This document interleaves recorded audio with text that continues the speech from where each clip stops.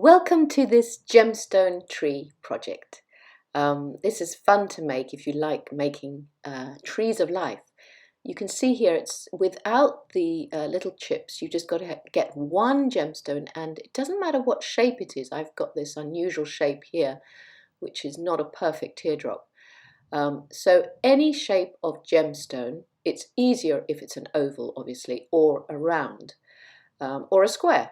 So this is a beautiful piece of labradorite that I've got from Charmer's Gems, and I'm using it because it's got this very rough back, so I haven't created anything with it before, and I thought it would really be nice for a tree.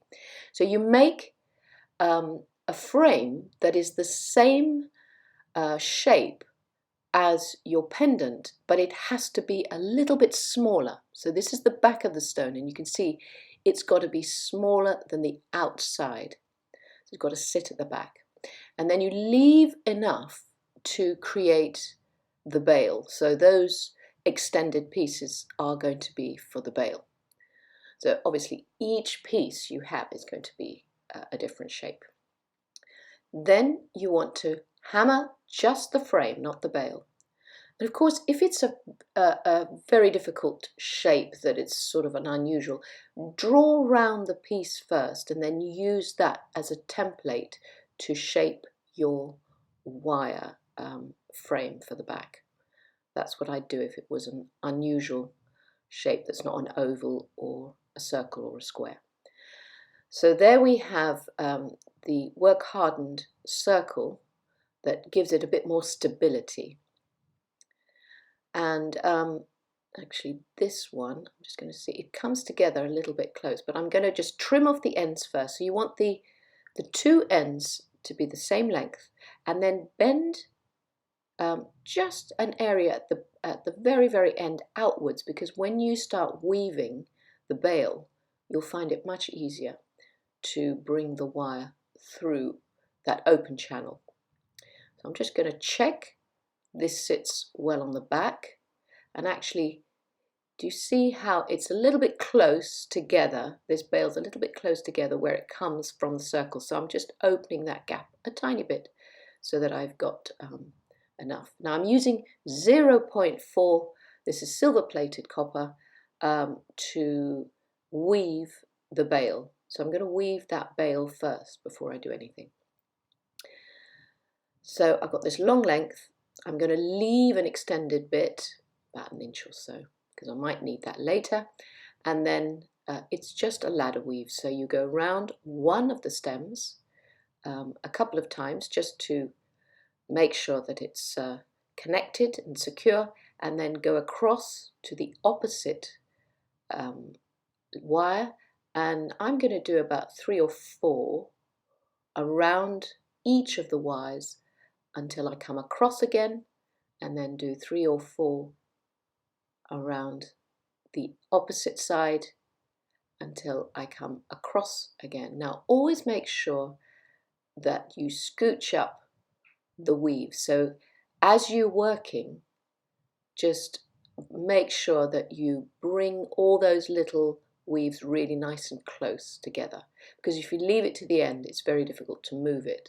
So you see, just do it as neat as you can. And you don't have to do it such an open weave as I'm doing. You could do just one wire and then across to the other. But I'm just doing 1, 2, 3, and then I go across to the other side, and then I do the same.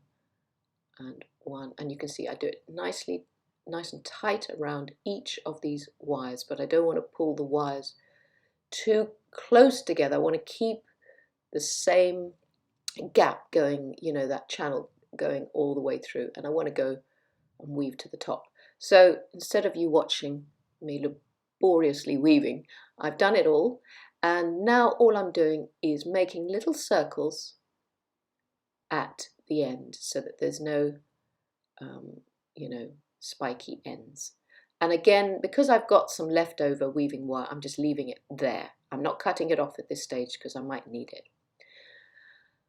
So that's the start. And next we're going to cut the wires to make the tree. And you want at least double the height of your piece. You want and more. So you see how it's sort of the piece and double and more. So I'd say 3 times the height of your piece is a safe amount to cut for the wires of the tree. And depending how thick you want it, I'm going to use about 8 or so for this one. It depends really how big you want the tree to be. But what you want to do is wrap the middle of each of these 0.4 mil lengths at the base of your frame. So I've gone about 4 or 5 times. Again, I want to keep it nice and neat because you can see all your workings on this sort of thing. So you want to, keep everything quite neat. And then I'm going to cross those over and twist. Now you don't have to do this, but I find doing this with each of my lengths just holds them in place a bit better, keeps it neat. So you see I've picked up the next one, wrap around 4 or 5 times. I'm just bringing this one closer together to the other one because it just got moved. And then I'm going to bring them together, cross them, leave a little gap. Doesn't have to be neat because this is actually going to be on the back. Then twist them together to make sure they're together. So this is where the roots are going to be sitting, and they'll come from the back of the piece over to the top. And each piece is a different height, so you've also got to, factor in the depth of your piece, the height of your piece, because it's got to go from the back and over and then be twisted and then go to the top of where the bail is. So you've got to have enough wire for all of that with all the twisting. So you really must be a little bit generous when you're cutting these lengths. And so you continue just where the base is. So here I've made enough pieces for my roots. I've just turned my gemstone over and I'm just going to look at it from the back. That fits well and it's hidden at the back. You can't see anything from the front. So here's my magic tape. So I use tape to keep, this is masking tape. Masking tape is good because it doesn't leave residue on your stones. So I'm just, because I don't have 4 pairs of hands, this is why I tape this to the back so that I can make sure it's not going to slip in every direction while I'm doing this. So I want to bring all those root wires over to the front of the stone, and then I want to pinch them at the center and then twist everything together. So that's going to be the tree. You see how the stem of the tree comes together there, and then I can split them into 2 or 3 depending how many wires you've got and what you want to do and the variant, but roughly I'm splitting into 2, then I'm splitting again into 2 and so forth. So that's how you make a tree. You keep splitting the wires. And because we're not putting on any gemstones, we can carry on splitting the wires until they touch the edge of the stone. So that will be dependent on the size and the shape of the piece that you're working on. And then you start separating them out so you can see all these little, beautiful branches. And when you're making something like this, you can spend so long thinking, oh, should I twist this one? Should I? Just do it, because you'll find it'll look great. You want the tree to look organic and alive and, have some sort of life to it rather than a sort of, I don't know, an abstract tree shape. So just trust your intuition on this. Just take the wires and go with it. Follow your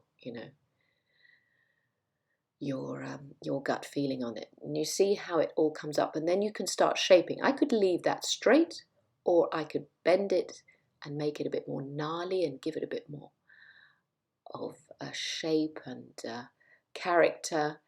And I like shaping them because I feel they've got more visual interest. You've got that sort of older tree, and so I take my tips of my round nose pliers, but you can shape with anything you want, and I just go around separating each of these wires and shaping each of these little branches to get a sort of lovely meandering look to the piece. So, and then just checking where it's going to sort of come to the edges. So the next thing you want to do is have a look at, go to the center one. I always start at the top center. Find a wire that is right in the center and connect that somehow to that back frame. Because if you connect the center, you're not going to get something that's being pulled to one side. You're going to get the tree staying as you want it. So always start at the top center with your connections and then move around to the sides, side branches. So, oh, hello, Leo. Here's my cat. So sorry about the interruption. I'm back again. Right, here we are. So we continue with pushing each of these side wires, these top wires rather, through the back of that frame. And then we're going to wrap them once or twice or 3 times, depending what you feel. I sometimes do 2 or 3. And you push them back through. Now this is a more difficult frame because it's such an uneven surface, so I'm having a little bit of trouble pulling them through, but you can lift up the back and make it easier, but mine is a rough stone at the back. So you see I've wrapped it around, then I cut off the excess, squidge it down, make sure there's no spiky edge, and then as I go I start unpeeling my masking tape and moving, taking each one of these branches, wrapping them around this back frame, and you can do it 2 or 3 times, as I said, to make sure it's nice and secure. Pull it through nice and tight and then cut off the excess. So just do this slowly and make sure that you're looking at the front all the time so that you're not pushing the wire tree over to one side and making it lopsided. So keep checking you've got the branches where you want them to land on the front. So as you can see, it's all fiddly, but you'll get so much satisfaction out of the end result that it will all be worth it. So it's one of those very therapeutic things to make. Well, it is in my head. It is. It's so, that gets me through the fiddliness of it. So each piece, cut off the edge, and I always cut off my wires as I'm doing this so that I don't have to come back and do it all. And you can see how it's taking shape. So I've got a very short wire that didn't quite make it. So if you have this, you can also do this on purpose. Cut some wires shorter and then turn them into spirals that sit on the front of the stone. And I think I'm going to do that because for this sort of piece, because it's got this sort of midnight look to it, I can glue a little diamante cabochon there that sort of makes it look like it's the moonlight or the stars. So, but this is something you can also choose to do with a lot of the branches. Cut them down to size, make little spirals on the front. I'm only going to do it with this one. And you can cut off, if you feel there's too many wires, too many branches, you can do a bit of pruning. Anything's possible. Don't feel you have to use every single wire. So I'm going to carry on pushing these wires through to the back frame and securing them all one by one. And that will give me a nice sort of solid piece that is sorted. So I've done all the branches now. You can see they're all connected. Now I'm going to go to the roots, take my masking tape off the roots, and then I've got to do a bit of manipulating to get the piece to feel all nice and tight. Now I'm using my nylon head of my hammer, so not anything hard, just to push it down against the back of the stone.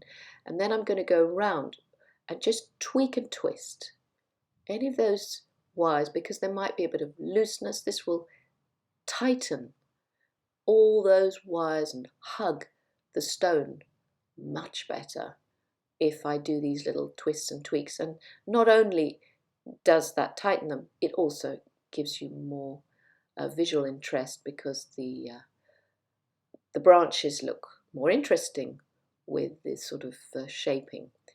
So go around and move anything you want with any tools that you want, and then go to the roots, and also you can separate those a bit and give those a bit more sort of shaping, just little bends, and make sure they're nice and tight. So you need to spend a bit of time at this point just manipulating the whole thing so that it feels really, really solid. And I do use the nylon head just to flatten everything so that it hugs really well. And you know, these roots are as important as the branches, because they make the piece. So make sure it's really, really hugging. And you can see it takes a bit of work, and don't sort of like opt out of spending more time on this, because it'll be worth it. So we're now coming to the bail. So you push it forward, and if you've got bail makers, you can use those. You can use a pen, a pencil, anything to shape, anything cylindrical to shape that rounded shape, so that the end of the bail comes and sits at the edge of your frame. So you've still got those pieces of wire sticking out that you used for the bail weaving. Just those are good there. Now just make sure that it's really touching the frame. One of my weaving wires I think I'm going to get rid of because it's so short, this little one. So that's what I left it, just to see if I needed it for any extra security, but I don't think so. And I've got the longer one. Make sure every time you cut a wire off that you neaten it at the same time, so you don't have to keep coming back and finding, you know, sticking out ends. So I'm using this other wire to wrap around and hold that bail together. That's the other wire I hadn't, and I'm going to push the end into the center area of the bail. That way it disappears in there. And I've still got that long piece, and if you didn't have a long piece left over, you just cut a new piece of 0.4, and now I'm just wrapping at the base of the bail. I'm using that to wrap around nice and tightly to hold that bail in place. This is going to keep it nice and secure. And then the leftover bit, when I come to the end, I go inside within that gap, and I will cut off the end and make sure that the end is left within the inside so that there's nothing poking out. But obviously, you know, each piece is going to be slightly different when you're making it, so you'll have to use your common sense. And sometimes if your bail is wide, you can just push in that center bit. That tightens the weaving and gives it another shape. Mine is very narrow, so it's not really going to work, but just pushing the steel pliers on it makes it tougher. So there we have it. We've got a finished